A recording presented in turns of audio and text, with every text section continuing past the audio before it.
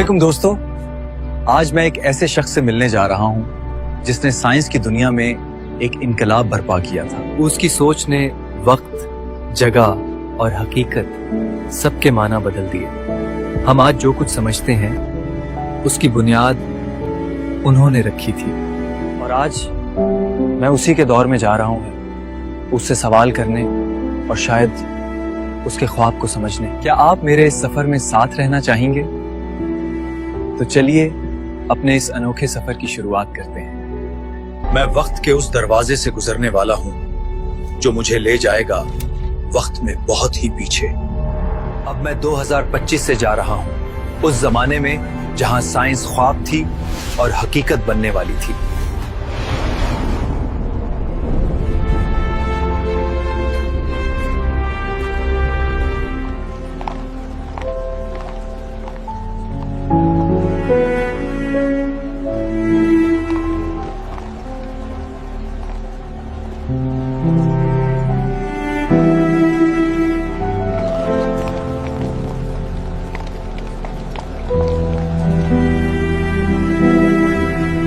کتنا عجیب احساس ہے، ہر چیز خاموش مگر زندہ، جیسے وقت خود میرے قدموں کے ساتھ چل رہا ہو۔ جناب، ایک بات پوچھوں؟ سب لوگ مجھے اتنی حیرت سے کیوں دیکھ رہے ہیں؟ Because of your clothes, sir. They have never seen something like this before. یہ لباس ہمارے ملک میں عام ہے، اسے شلوار قمیض کہتے ہیں۔ کیا آپ بتا سکتے ہیں پروفیسر آلبرٹ کہاں رہتے ہیں؟ Yes, sir. Just ahead.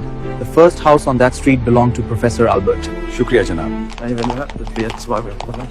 He's a brilliant man, sir. Always thinking, always writing. Some say he barely sleeps.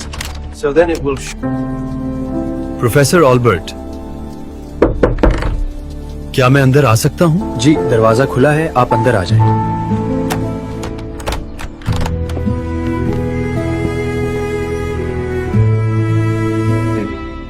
آپ کا لباس قدرے مختلف ہے، آپ کہاں سے آئے ہیں؟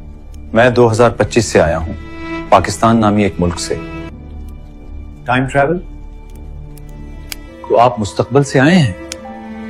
یہ کیسے ممکن ہوا؟ سر، یہ بہت لمبی کہانی ہے، فی الحال تو بس میں آپ کی تھیوری کو اپنے زمانے کے طلباء تک پہنچانے آیا ہوں تاکہ علم کا یہ سفر جاری رہے۔ بتائیے، آپ کے زمانے میں سائنس کہاں تک پہنچی؟ آج انسان زمین سے نکل کر خلا تک پہنچ گیا ہے، اور آپ کے نظریات ہر سائنسی قدم کی بنیاد ہیں۔ کیا میرا نظریہ کبھی عملی طور پر ثابت ہوا ہے؟ جی پروفیسر، برسوں بعد آپ کی تھیوری کو ثابت کیا گیا۔ سائنسدانوں نے خلا میں کشش ثقل کی لہروں کو محسوس کیا۔ کیا کشش ثقل کی لہریں واقعی دیکھی گئیں؟ جی پروفیسر، 2015 میں لیگو نے ان لہروں کو محسوس کیا جب دو بلیک ہول آپس میں ٹکرائے۔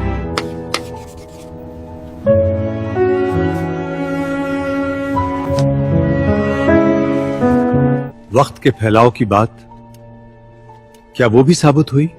جی ہاں پروفیسر آلبرٹ۔ ہر جی پی ایس سیٹلائٹ آپ کے فارمولوں سے وقت درست کرتا ہے، اگر وہ نہ ہوں تو دنیا کی سمتیں بدل جائیں۔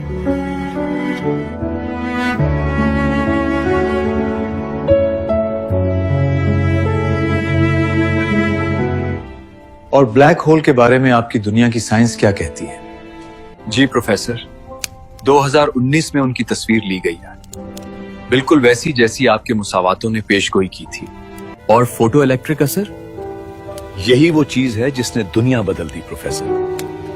آج ہر سولر پینل، ہر سینسر آپ کے اسی نظریے پر چلتا ہے، اور آپ کو یہ جان کر حیرانی ہوگی کہ آگے چل کر آپ اس نظریے پر نوبل انعام بھی ملنے والا ہے۔ کیا مجھے فوٹو الیکٹرک اثر تھیوری کے لیے نوبل انعام ملے گا؟ جی ہاں، بالکل پروفیسر صاحب۔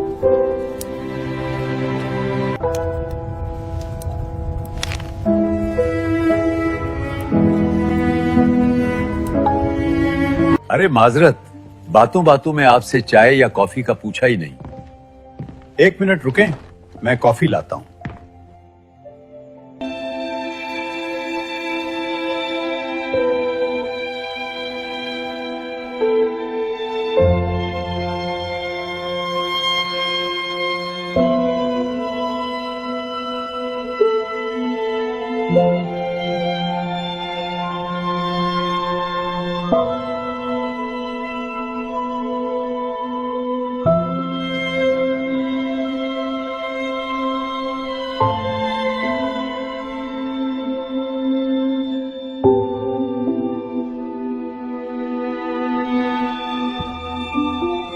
मिस्टर अख्तर, माजरत आने में देर हो गई।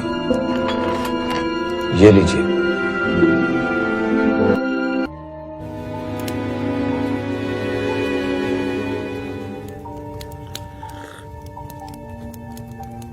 बताइए अख्तर, आपके जमाने के तालिब इल्म मुझसे क्या जानना चाहते हैं? वो समझना चाहते हैं कि इल्म सिर्फ किताब नहीं बल्कि कायनात से जुड़ने का एक जरिया है, जैसा कि आपने सिखाया। तो आप मुझसे सवाल कर सकते हैं, क्या पूछना है?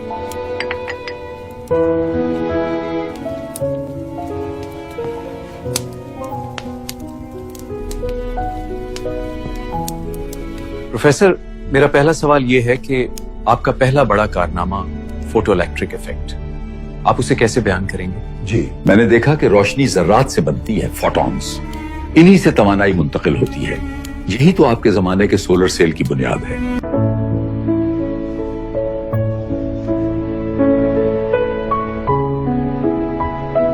फिर आपने ब्राउनियन मोशन पर तहकीक की। क्या ये एटम के सबूत के तौर पर थी? हाँ, मैंने पानी में तीरते जर्रात से साबित किया कि एटम वाकई मौजूद हैं, चाहे हम उन्हें देख ना सकें। प्रोफेसर, आपने क्वांटम फिजिक्स की बुनियाद रखी, लेकिन बाद में इससे इख्तिलाफ क्यों किया? क्योंकि क्वांटम नजरिया कहता है कि सब कुछ इत्तेफाक से होता है, मगर मैं मानता हूं फितरत में इत्तेफाक नहीं आती। हर चीज के पीछे कोई असूल है।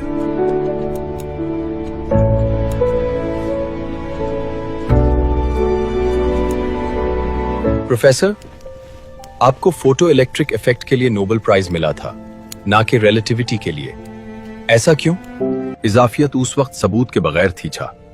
कमिटी ने महफूज रास्ता चुना, मगर इल्म इनाम से नहीं, सवाल से बढ़ता है।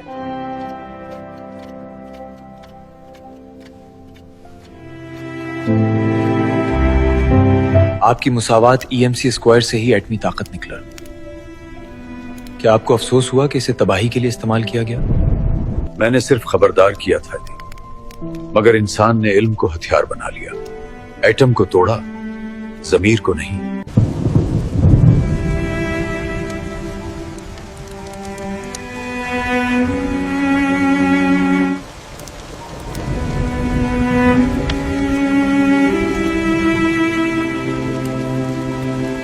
क्या अब हम नजरिया इजाफियत पर बात करें, प्रोफेसर? जी बिल्कुल अख्तर।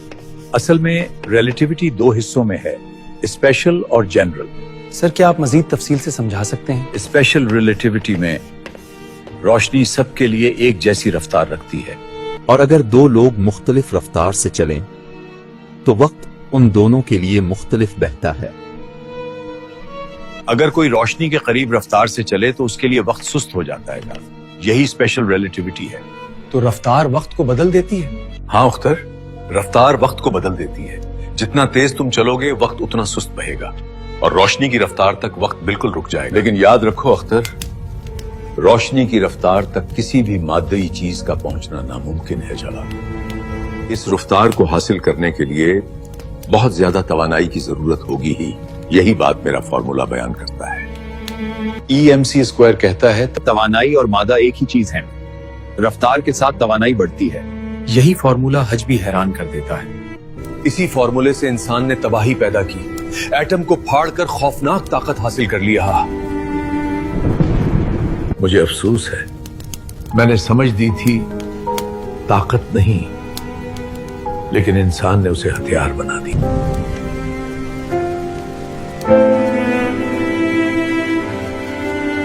सर, इसमें आपका कोई कसूर नहीं। आइए अब बात करते हैं वेग जनरल रिलेटिविटी पर। जनरल रिलेटिविटी कहती है कि ग्रेविटी कोई फोर्स नहीं है, बल्कि ये बड़े ऑब्जेक्ट्स के स्पेस टाइम फैब्रिक को मोड़ने का नतीजा है। क्या आप मजीद समझा सकते हैं? देखो, जिस तरह ये गेंद इस कपड़े को मोड़ देती है, इसी तरह जमीन खला को मोड़ देती है। यही मोड़ किशिश सकल है।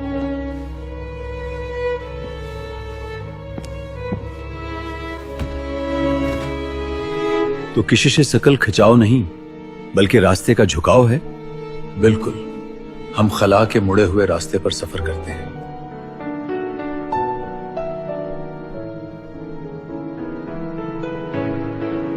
अगर वक्त बदलता है तो क्या माजी और हाल जुड़े हैं?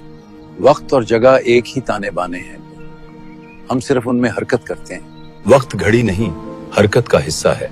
जितनी तेज रफ्तार उतना सुस्त वक्त। यही तो सच है जो समझने में उम्र लगती है। प्रोफेसर, आपकी साइंस के मैदान में खिदमात की वजह से दुनिया ने बेपड़ा तरक्की की है। ये इंसानियत पर आपका बहुत बड़ा एहसान है। दुनिया का असल एहसान इल्म पर नहीं बल्कि उन लोगों पर है जो सवाल पूछने से नहीं डरते। प्रोफेसर, आखिर में आप हमारे दौर के तुलबा को क्या पैगाम देना चाहेंगे? मैं उन्हें यह कहना चाहूंगा कि सीखना कभी बंद ना करो। सवाल करना ही इल्म की पहली सीढ़ी है। दुनिया को बदलने वाले हमेशा वही होते हैं जो सोचने से नहीं डरते रहे। प्रोफेसर, अब मुझे इजाजत दीजिए। ये लम्हा शायद मेरा सबसे कीमती सफर रहेगा। खैरुल विदा मिस्टर अख्तर।